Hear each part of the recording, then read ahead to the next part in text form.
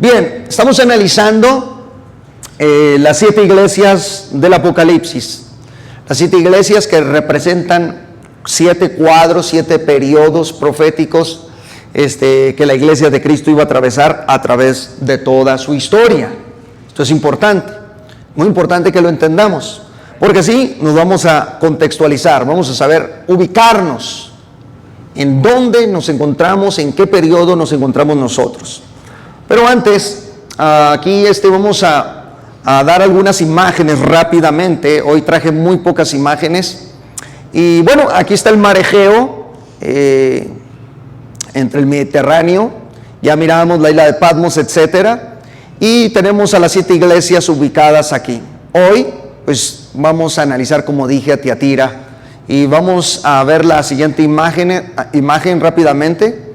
La ciudad de Tiatira todavía existe, y estas son las ruinas.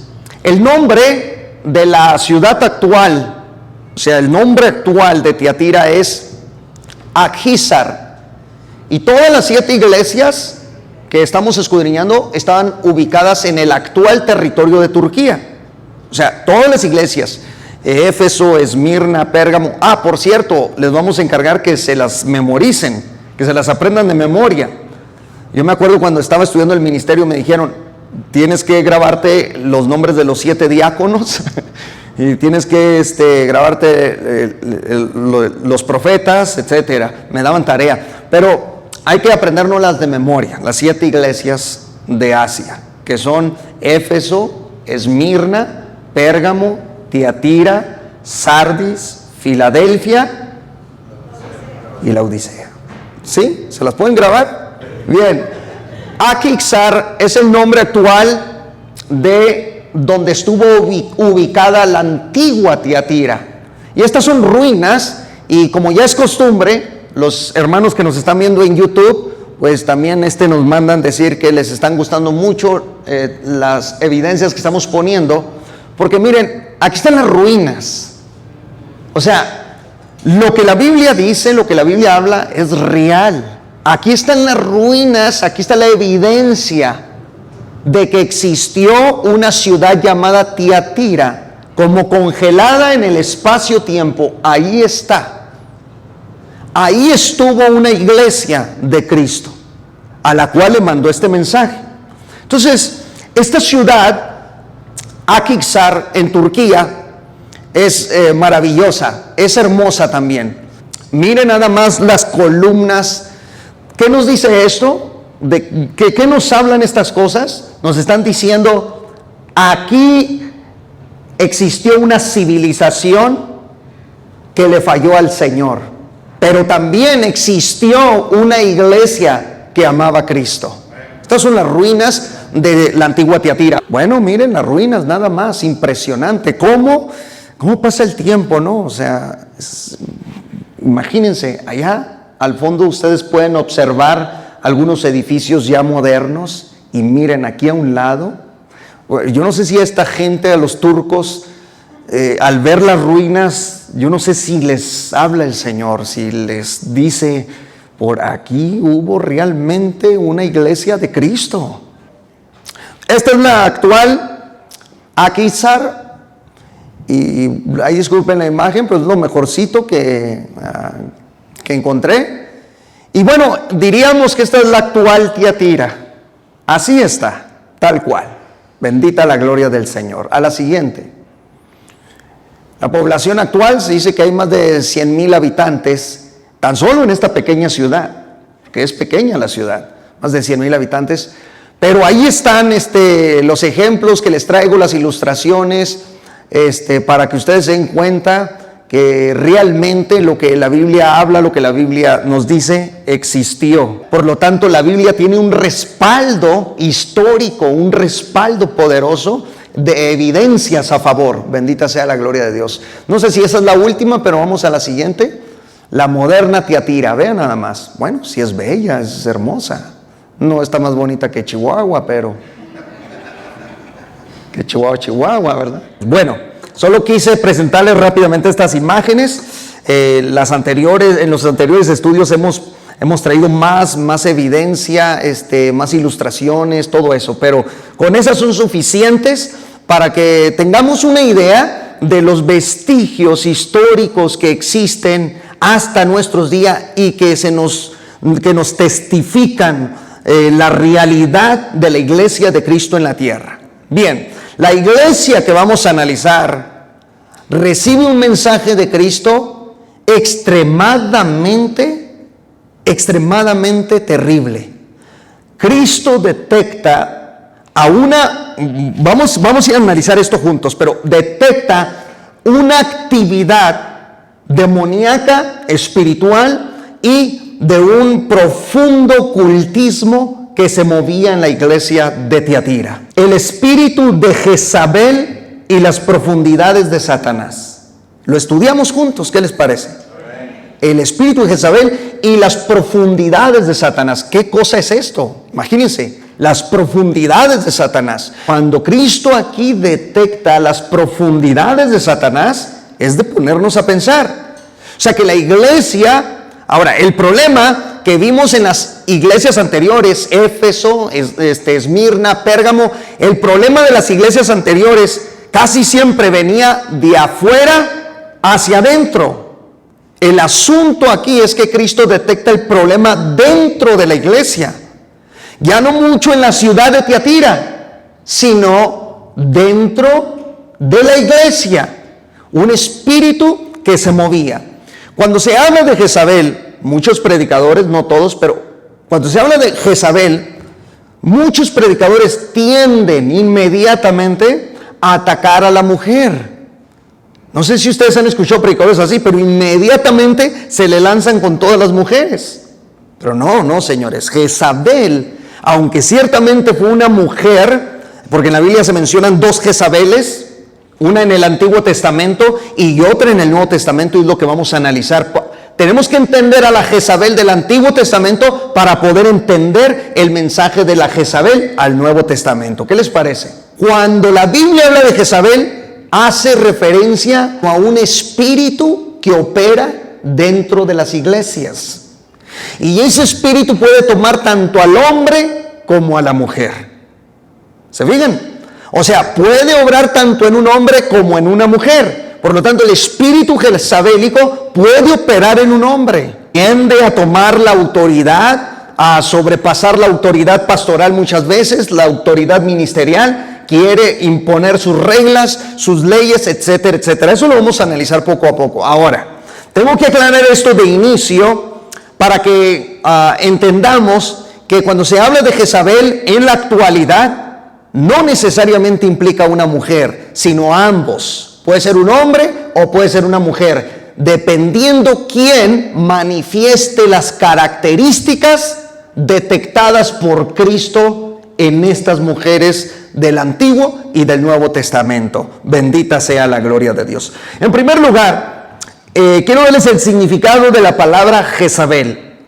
Isabel es en lengua hebrea. Isabel en lengua hebrea. Y vean lo que significa Jezabel. No manejable. O sea, el nombre Isabel en hebreo significa no manejable. Y también se puede llegar a entender como no casada o no entera. Una persona deshonesta. Fíjense bien ya como el propio nombre contiene ya características únicas de los personajes que manifiestan, como dije al inicio, este tipo de profundidades diabólicas. Bendita sea la gloria de Dios. Por eso la enseñanza es muy importante. Pero para entender definitivamente esta actividad de Jezabel, quiero llevarlos a Primero de Reyes capítulo 16.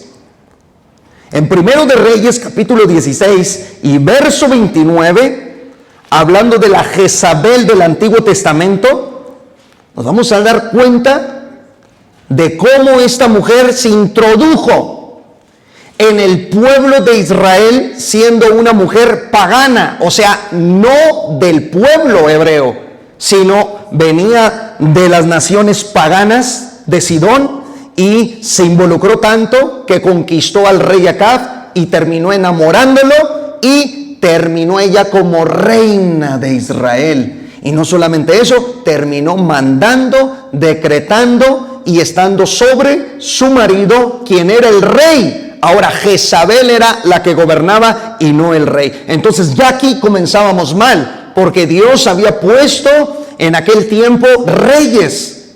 Y de repente viene una mujer extranjera del paganismo, se introduce y enamora tanto a Acab que éste cae rendido ante su belleza, y no solamente termina rendido ante su belleza, sino a las prácticas de su esposa. Lo tiene Primero de Reyes capítulo 16 verso 29. Comenzó a reinar Acab, hijo de Omri, sobre Israel el año 38 de Asa, rey de Judá. Y reinó Acab, hijo de Omri, sobre Israel en Samaria 22 años. Y Acab, hijo de Omri, hizo lo malo ante los ojos de Jehová, más que todos los que reinaron antes de él, porque le fue ligera cosa andar en los pecados de Jeroboam, hijo de Nabat, y tomó por mujer a Jezabel, hija de Et-Baal, rey de los sidonios, y fue y sirvió a Baal y lo adoró, e hizo altar a Baal en el templo de Baal, y él edificó en Samaria. Hizo también Acab una imagen de acera, haciendo así Acab más que todos los reyes de Israel que reinaron antes que él, para provocar la ira de Jehová, Dios de Israel. Lo grave aquí, es no solamente que Acab se haya enamorado de esta mujer extranjera, sino que ella venía de una familia de hechiceras, de una familia de brujas. O sea, esta Jezabel del Antiguo Testamento tenía prácticas ocultistas y además era adoradora del dios Baal, un dios profundamente pagano y relacionado no solamente con el ocultismo, sino con el mismo Lucifer, con el mismo Satanás. Imagínense nada más, el Señor lo reprenda, amén. Imagínense, Jezabel era adoradora y no se dejaba aconsejar, no se dejaba enseñar. Ella tenía la verdad y solamente ella. No entendía razones, y lo que ella dictaba, el rey y todo Israel tenía que hacer. Dice que levantaron altar a Baal y lo adoraron. Y ahí va el rey Acab también, y rindió pleitesía, culto y adoración al dios pagano Baal. Esto lo conectaba al rey Acab directamente con el ocultismo, con el satanismo y con el espiritismo.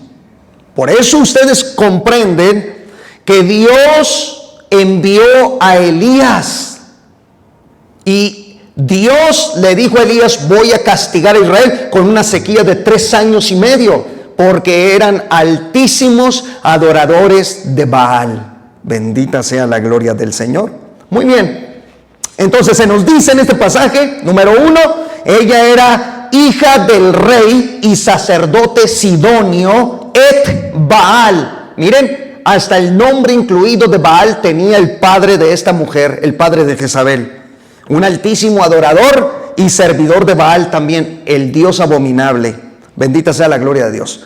Número 2, esa Jezabel del Antiguo Testamento era una mujer prostituta y hechicera. Segundo de Reyes 9:22. Rápidamente abra la Biblia, por favor. Segundo de Reyes 9:22. Cuando vio Joram a Jehú, dijo: ¿hay paz, Jehú? Y él respondió: ¿qué paz?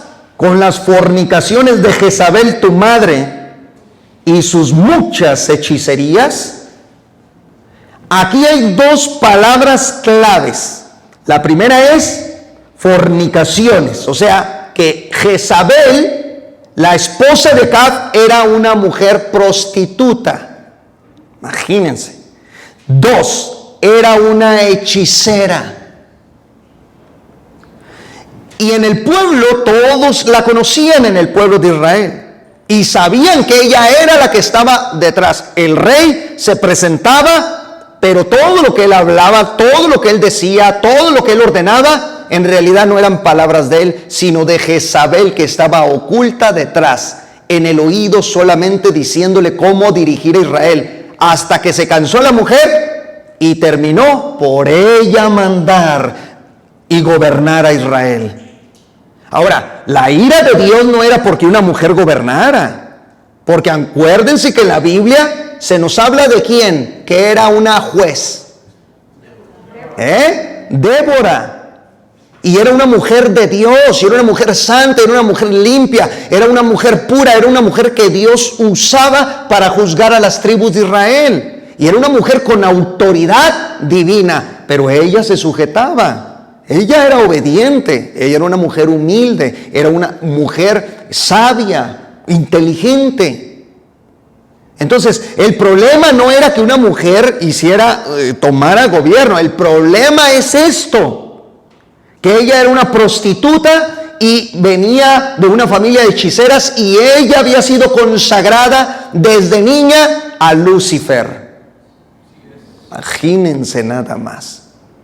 Entonces, para entender la revelación de Apocalipsis 2 y lo que el Señor detecta dentro de la iglesia, es menester comprender un poco de lo que sucedió en el Antiguo Testamento. Porque Jesús no por nada detecta el mismo espíritu que tenía Israel con aquella mujer, lo detecta dentro de una de las 7 iglesias en Tiatira.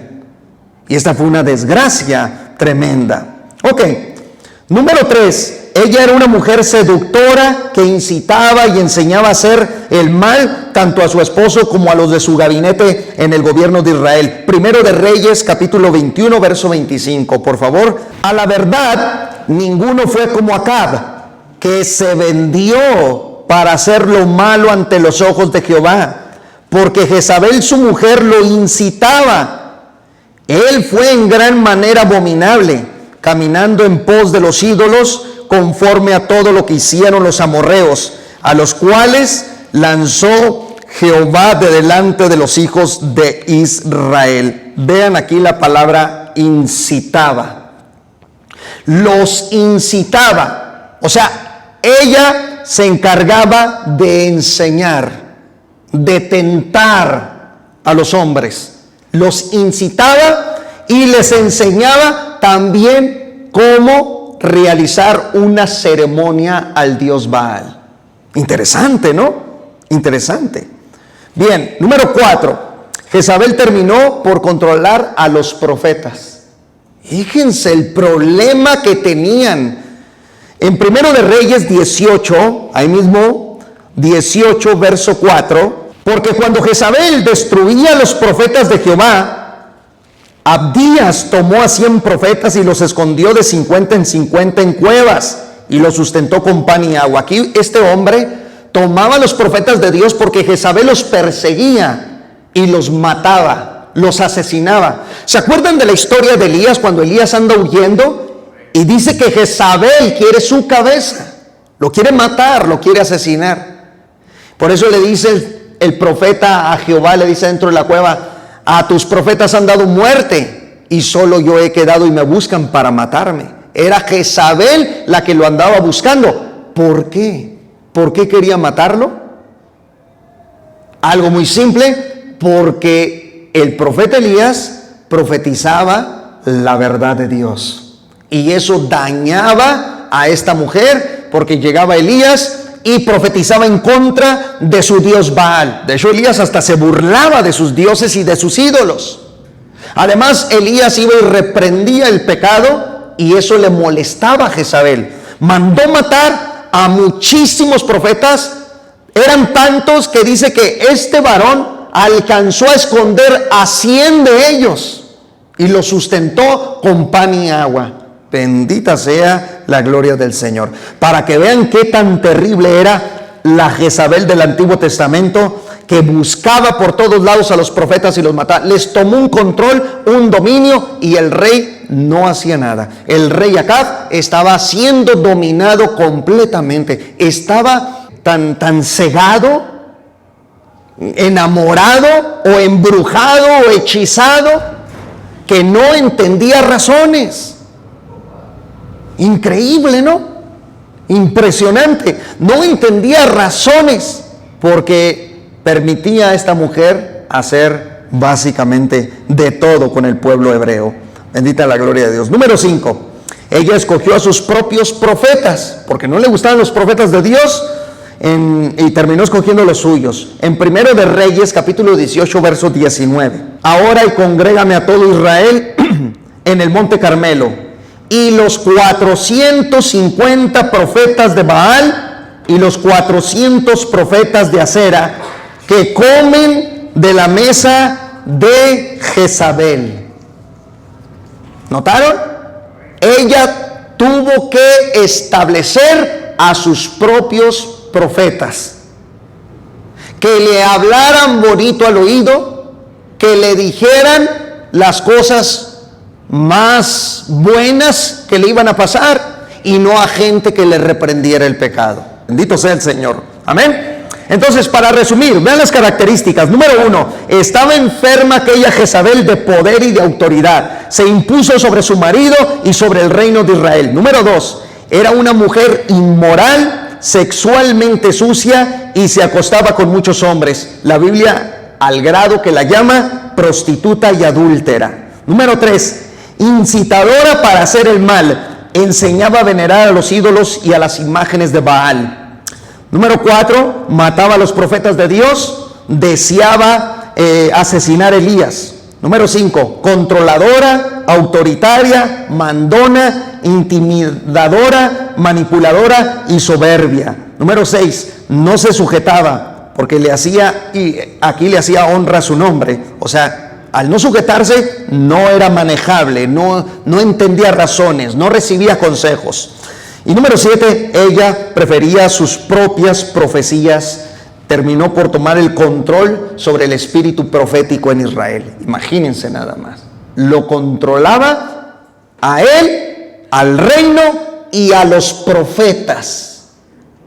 Yo he visto en las iglesias cristianas evangélicas a mujeres que toman el control del espíritu profético. Y comienzan a soltar profecías para allá y para acá, y toman control de los varones, y toman el control del pastor, y toman el control sobre los ministros, y toman el control sobre la congregación entera. En iglesias evangélicas está metido el espíritu de Jezabel. Y puede ser una mujer como puede ser un hombre. Pero esto es real y esto existe. Entonces, controlan al pastor, y una vez que lo controlan, y una vez que controlan a los ministros, entonces ya estamos pintados. Ya somos marionetas, somos títeres de este tipo de hombres o de mujeres que vienen poseídos con el espíritu jezabélico y comienzan a tomar control de la iglesia. Y Cristo mismo manda un mensaje fuerte a la iglesia diciendo: tienes a esa mujer y la toleras. Eso se lo dice al ministerio, a la iglesia: toleras a esa mujer. Ahora sí, en Apocalipsis, donde leímos, donde dice Apocalipsis capítulo 2, verso 18, si no me equivoco, donde leímos acerca de la iglesia de Tiatira: yo conozco tus obras y amor y fe y servicio y paciencia. Vean estas virtudes que Cristo detecta en la iglesia de Tiatira. Primero, Cristo sabe que esa iglesia tiene amor. Es una virtud tremenda. También dice que tiene fe, paciencia, servicio, pero de todo esto detecta y sobresale algo más. Dice: pero tengo contra ti. Ahora, quiero ir por partes aquí. En una iglesia, no por el hecho de que haya amor. Mira aquí en esta iglesia, mira los hermanos, aquí sí hay amor, aquí los hermanos sí se aman. Sí, pero tienen el espíritu de Jezabel dentro. Oh, no, mira, vente para esta iglesia, acá sí hay servicio, aquí todos sirven. Sí, pero tienen el espíritu de Jezabel adentro. Fíjese. Ah, no, es que aquí en esta iglesia sí hay fe, hay mucha fe, sí, pero está el espíritu de Jezabel adentro. O sea, Cristo hace resaltar estas virtudes, el amor, la fe, el servicio, la paciencia en la iglesia de Tiatira, pero detecta a Jezabel en medio de la iglesia. ¿Cómo es posible? ¿A poco una iglesia puede tener amor, servicio, fe, paciencia y a la misma vez tener a una mujer o a un hombre que se haya apoderado y haya sustituido y sobrepase la autoridad pastoral y le venga en poco el ministerio de una iglesia y haga lo que se le dé su real gana? ¿Puede suceder eso? Por supuesto que puede suceder eso. Mucha gente de verdad se pregunta y dice, es que en esta iglesia hay amor, pero con el tiempo se dan cuenta y dicen, aquí el pastor no manda. Aquí el ministro aquí lo trae su esposa como ella quiere. Así pasa, lamentablemente. Y esto con el tiempo trae un juicio de Dios en las iglesias. Sí, trae un juicio de Dios en las iglesias. Y juicios terribles. Le dice, pero tengo unas pocas cosas contra ti. ¿Qué son, Señor? Primero, que toleras que esa mujer Jezabel, escuchen, que se dice profetiza, enseñe y seduzca a mis siervos a fornicar y a comer cosas sacrificadas a los ídolos. Bendita sea la gloria de Dios. Número 1, que toleras a esa mujer Jezabel, que se dice profetiza. Primer punto que detecta el Señor, se dice profetiza. ¿Cuántas mujeres y cuántos hombres en las iglesias no se levantan y dicen, así dice el Señor? El Señor me dio una palabra, el Señor me reveló, el Señor me dijo esto, el Espíritu Santo quiere esto, el Espíritu Santo. Y se levantan así en las iglesias. Sí. Y miren, una vez en una reunión andaba un jovencito acá tumbando mucha gente y oraba por la gente y la gente caía y hasta que un día se levantó y dijo, Dios me ha revelado, varón, Dios me ha revelado que ore, le dijo allá a un hermano, que ore por tu esposa. Y entonces le dijo, ok, muy bien, pues el asunto que Dios me reveló es que tengo que tocarle sus senos. Porque Dios me reveló que tengo que tocárselos, ¿verdad? Para que sane. De ahí traía ahí un quiste o no sé qué. ¿Cuál era el problema? No, el Señor te reprenda, Satanás. Por eso a mí el sensacionalismo y las emociones y esto, eso a mí ya no, esas cosas no me convencen. Ya estoy enseñado, gracias a Dios, en eso, y por eso quiero instruir bien a esta iglesia. Bien en la palabra. Porque es bueno que lloremos y nos quebrantemos delante de nuestro Señor. Sí, es bueno, amén. Es bueno que le demos al Señor la gloria y la honra postrados y llorando. Amén, todo eso es bueno. Pero por tus frutos te conocerá el Señor. Entonces, sí, pero tengo que ponerle mis manos ahí para que ella sane. Si no, no va a sanar. Y luego otro se levantó y dijo, el Espíritu me ha revelado que usted, hermana, que usted va a ser mi esposa. Y ahí estaba su esposo. Y él no sabía que ella estaba casada y ahí estaba su esposo. Imagínense. El Espíritu me ha revelado esa falsa profecía, dice Cristo. Detecta en Jezabel esa falsa profecía. Y miren, hermanas, que he puesto el ejemplo de un hombre. De dos al menos. Dos hombres poseídos con espíritu jezabélico. Pero también tenemos mujeres en las iglesias. Esas mujeres que usted las ve, lo voy a decir con mucho respeto, pero ahí va. Con mucho respeto y aquí con cuidado, ¿verdad? Con cuidado, no van a salir apedreados de esta casa. Esas mujeres que tú ves con faldas largas hasta el huesito, completamente pálidas.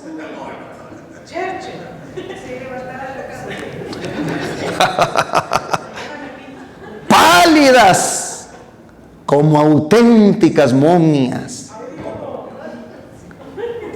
Y entran a las iglesias emanando una santidad insondable. Y ahí vienen. Bendito sea el Señor.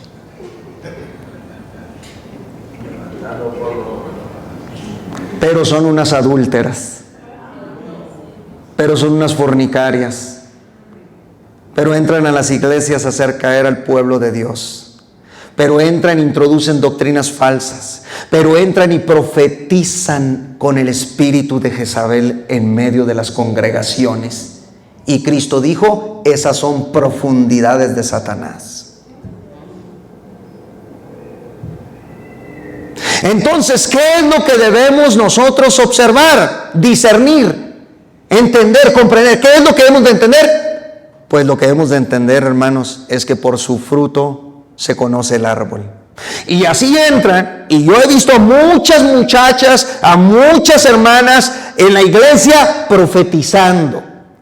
A mí me preguntan, pastor, ¿usted no cree en la profecía, en el don de profecía? Yo creo en el don de profecía. Yo sí creo en el don de profecía, claro que sí. Pero si el don de profecía nunca se canaliza ni se filtra por la palabra de Dios primero, y no lleva un orden en las iglesias, ese es un falso don de profecía. Porque la profecía vino, según el apóstol Pablo, para exhortar, para edificar a la iglesia. No vino para dividir a la iglesia. No vino para maltratar a la iglesia, sino para aconsejarla.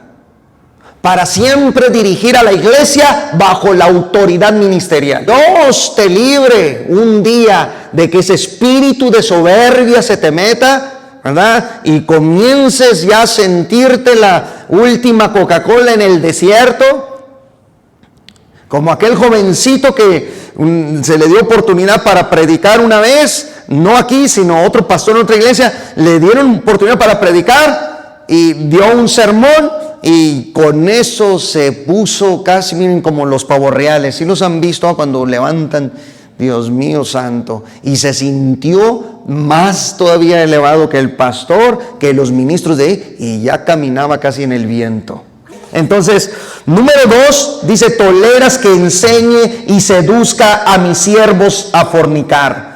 ¿Qué hacen estas mujeres o estos hombres? Se meten en las casas o en las iglesias de los siervos y las siervas de Dios, de los hijos, de las hijas de Dios. Tientan al siervo, tientan a la sierva y terminan acostándose con ella o con él. Este espíritu se introduce dentro de las iglesias y escuchen, mientras, ¿verdad?, que profetizando y que hablando en otras lenguas y que yo tengo el don de discernimiento de espíritus y el don de quién sabe qué tanto, terminan acostándose con siervos o con siervas de Dios.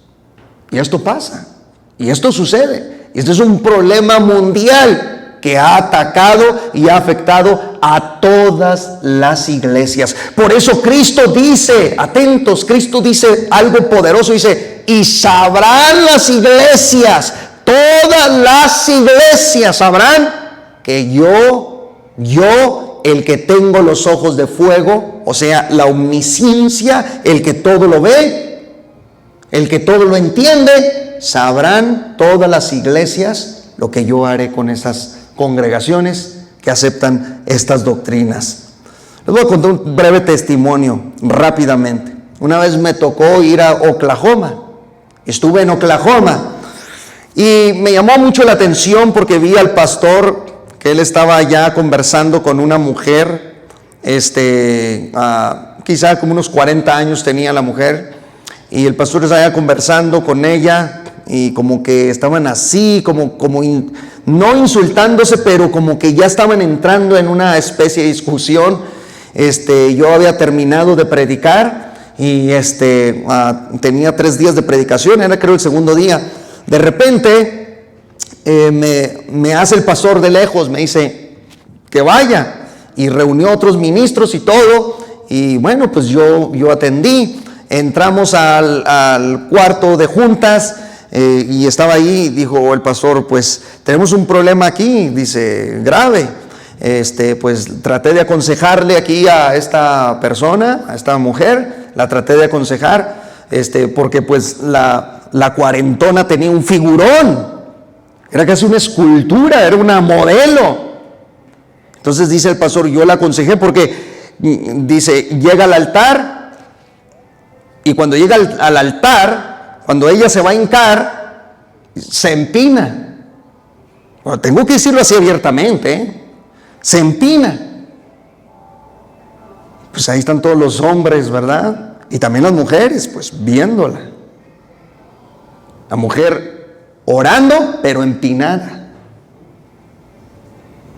ante toda la congregación, y eso lo hace cada culto lo hace. Entonces yo fui, le llamo la atención, hermana, usted es testiga, le estaba llamando la atención en buen sentido, le dije, hermana, evite orar de esa manera, hay otras formas, hay otras maneras, usted es mujer, evite esas cositas, cuídese un poco. ¿Y qué me dijo, hermana? Luego se me echó encima, y luego me volteó a ver a mí el pastor, y me dice, algún consejo o algo. Y pues yo soy visita, yo fui de visita, no me agarró en curva. Yo soy visita, dije, Dios mío, ¿qué hago aquí? Le dije, no, hermana, pues nada más pues, tenga el cuidado. Hay varias posturas para orar. Uno puede orar de pie y es válida la oración. Uno puede orar con ojos cerrados, ojos abiertos. Ningún ujier, por ejemplo, yo les digo a los ujieres, cuando oren, solo levanten las manos, pues ustedes siempre tengan los ojos abiertos, siempre, siempre. Usted ore con los ojos abiertos, porque ellos son oficiales de las puertas. Tienen que estar a tanto de todo. Entonces, él estaba llamando la atención. De repente dice, bueno, ¿qué? Últimamente, ¿usted quién es? Le dice al pastor. Y yo me levanté y le dije, oiga, calmada, espérese, hermano. Bueno, ¿qué? ¿Quiénes son ustedes o qué? Respete a los ministros del Señor. Hermana, solamente respeto a los... Es muy mi trasero y yo sé lo que hago con él.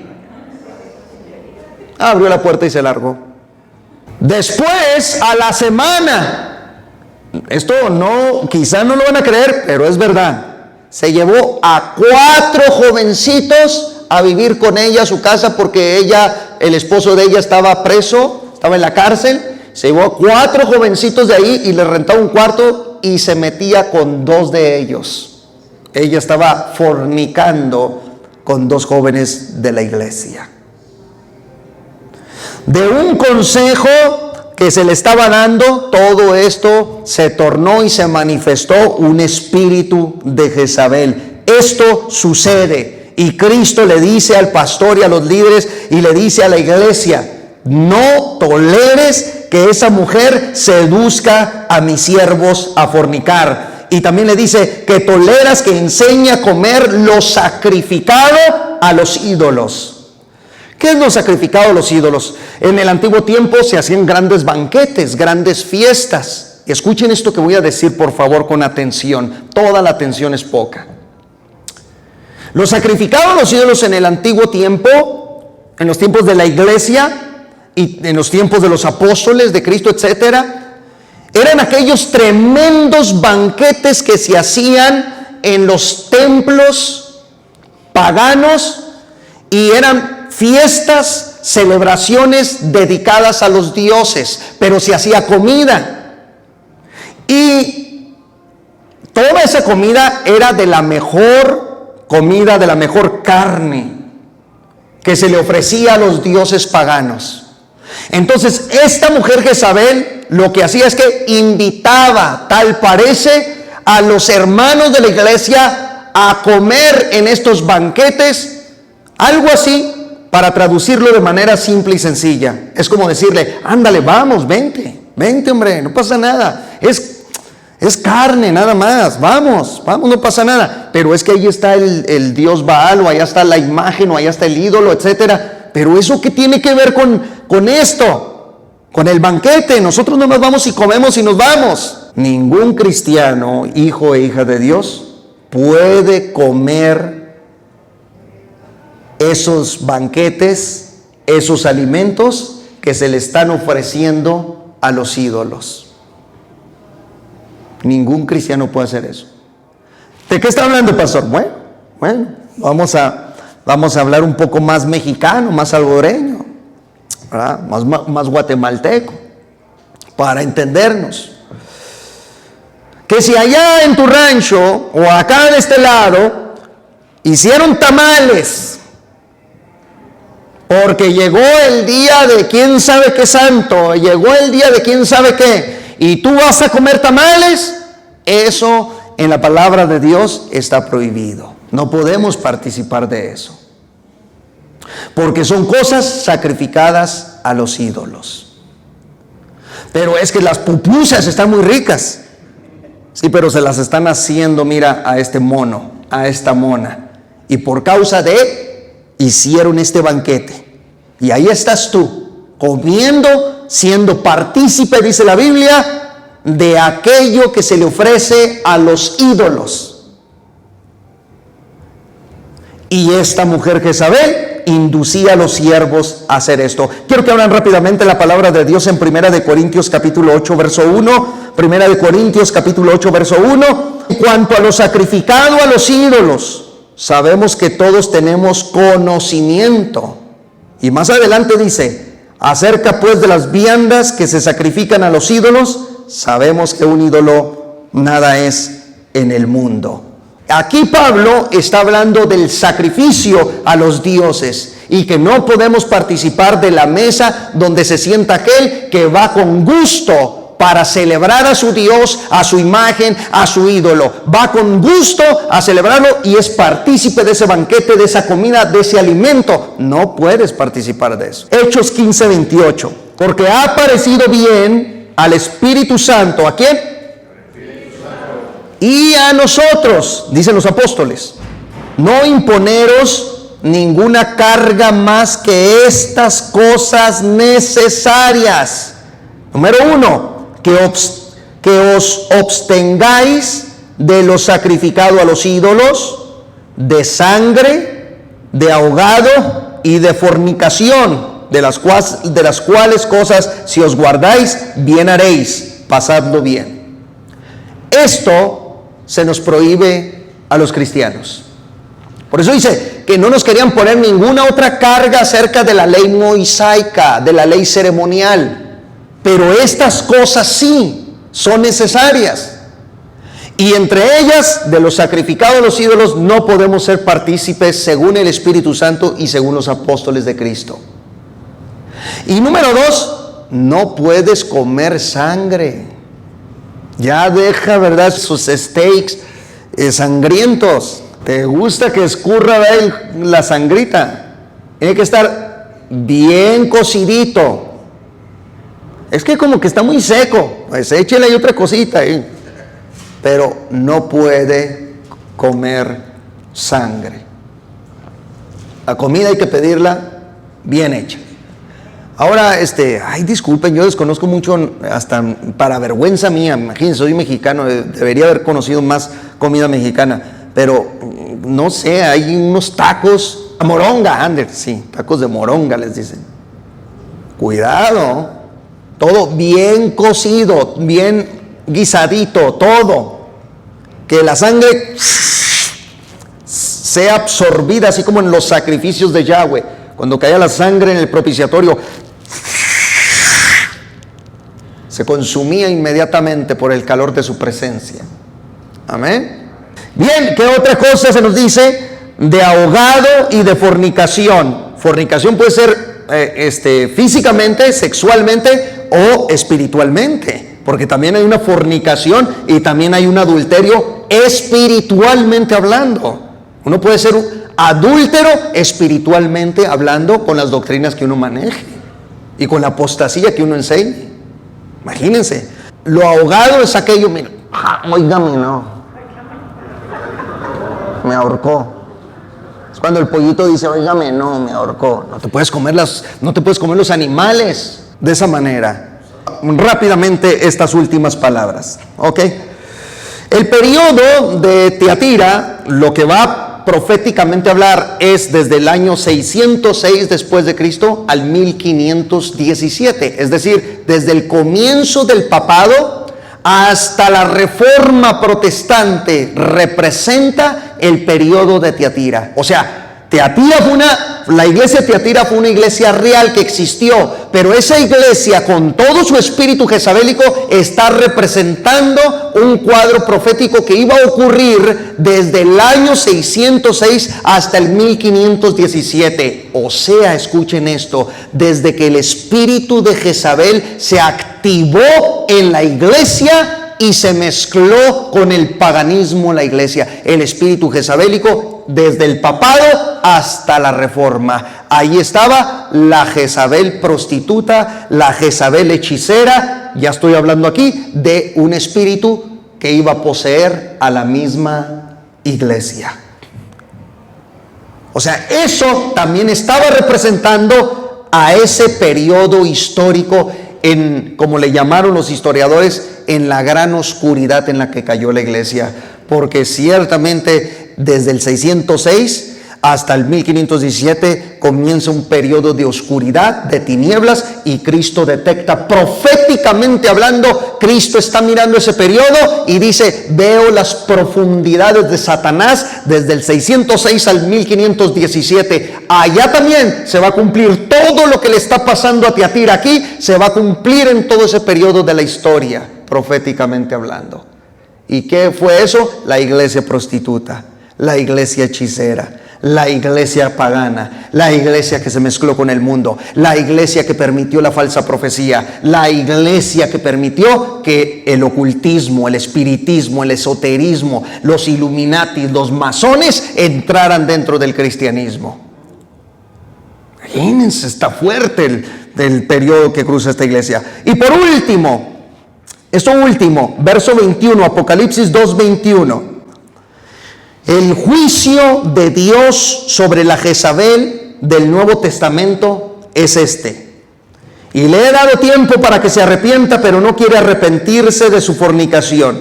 He aquí yo la arrojo en cama y en gran tribulación a los que con ella adulteran, si no se arrepienten de las obras de ella, y a sus hijos heriré de muerte. Y todas las iglesias sabrán que yo soy el que escudriña la mente y el corazón, y os daré a cada uno según vuestras obras. Jezabel en la iglesia de Tiatira fue una mujer soberbia, altiva, y dice la Biblia, no se arrepintió, no quiso arrepentirse.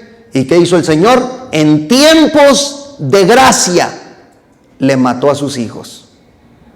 Hermano, pero estamos bajo la gracia. Le mató a sus hijos. ¿Se acuerdan de Ananías y Zafira? Cayeron muertos delante del Señor por haber mentido. ¿Se acuerdan? Y estamos bajo la gracia. El estar bajo la gracia no implica que no caiga y se derrame el juicio de Dios cuando hay pecado dentro de la iglesia. Podemos morir. Es tan grave el pecado que Cristo nos puede quitar la vida. Imagínense.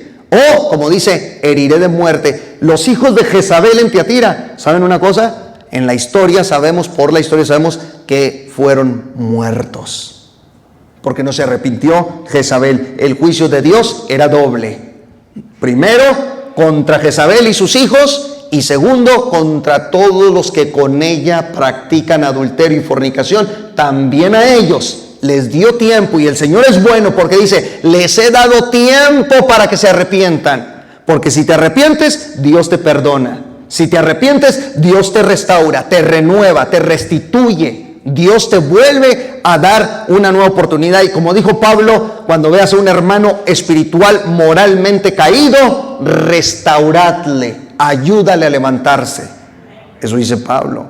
Ahí está el ejemplo del hijo pródigo. Entonces, ¿qué es lo que nos dice la Escritura? Que si alguien se arrepiente, Cristo le perdona y lo vuelve a levantar y a restaurar y a bendecir, y lo vuelve a usar poderosamente. Pero mientras te quedes viviendo en el pecado, el juicio de Dios caerá sobre ti. Esto es grave, hermanos. Esto es grave. Y debemos de saberlo y debemos de entenderlo. Dice Cristo: yo la arrojo en cama. Al parecer a esta Jezabel le mandó una enfermedad terrible. Y quizá fue en sus partes íntimas, por causa de su adulterio y de su fornicación. Algunos han interpretado, algunos han dicho que la palabra guné en griego, que se traduce como esposa o mujer, y ahí guné puede significar esposa o puede significar mujer. Y algunos han dicho que posiblemente era la esposa del pastor, del anciano de la iglesia de Tiatira. Algunos han sostenido eso.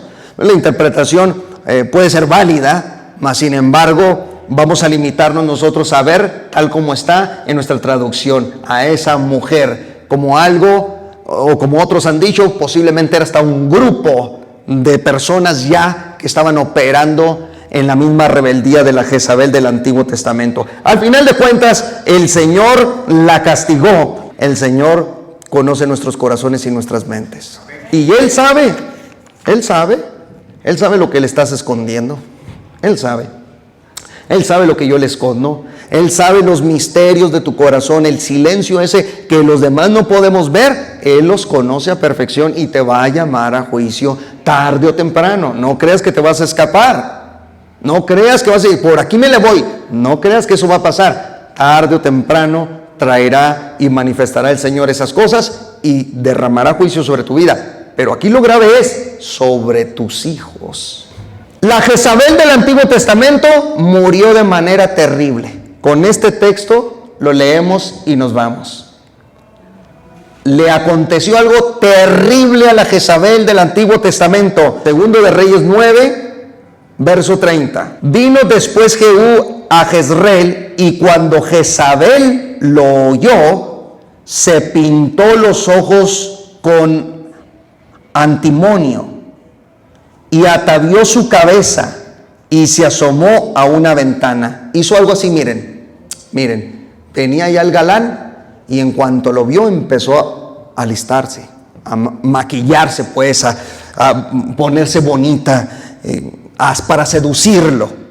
Se vistió y se asomó, lo codició, lo deseó, porque era una adúltera, era una prostituta. Verso 31, y cuando entraba Jehú por la puerta, ella dijo, ¿sucedió bien a Zimri que mató a su señor? Alzando él entonces su rostro hacia la ventana, dijo, ¿quién está conmigo? ¿Quién? Y se inclinaron hacia él 2 o 3 eunucos, y él les dijo, echadla abajo. Y ellos la echaron, y parte de su sangre salpicó en la pared y en los caballos, y él la atropelló. Entró luego, y después que comió y bebió, dijo, id ahora a ver a aquella maldita, y sepultadla, pues esa es hija de rey. Pero cuando fueron para sepultarla, no hallaron de ella más que la calavera, y los pies, y las palmas de las manos. Y volvieron y se lo dijeron, y él dijo, esta es la palabra de Dios, la cual él habló por medio de su siervo Elías Tisbita, diciendo, en la heredad de Jezreel comerán los perros las carnes de Jezabel, y el cuerpo de Jezabel será como estiércol sobre la faz de la tierra en la heredad de Jezreel, de manera que nadie pueda decir, esta es Jezabel. Así fue el destino final de la Jezabel del Antiguo Testamento, y también le fue igual a la Jezabel del Nuevo Testamento. Aquella se la comieron los perros, pero vean cómo la trataron. Dije, vayan a ver a esa maldita. El espíritu de Jezabel, por lo tanto, tiene que salir en el nombre de Cristo Jesús. Sea en hombre, sea en mujer, sea en quien sea, tiene que salir de las iglesias de Cristo, en el nombre de Jesucristo. Los hermanos y las hermanas deben de estar alerta en todo tiempo. Deben de tener los ojos atentos, despiertos, alerta. El Señor te promete lo siguiente, así como a la iglesia de Tiatira, el Señor te dice, yo les daré autoridad sobre las naciones a todos los vencedores. Todos los que venzan el espíritu de Jezabel, les daré autoridad sobre las naciones. Esto será en el milenio. Y les daré la estrella de la mañana. Y dice la Biblia que la estrella simboliza al Hijo de Dios. Números 24:17 dice que el mismo Balaam vio a la estrella de Jacob que salía entre las tribus de Israel.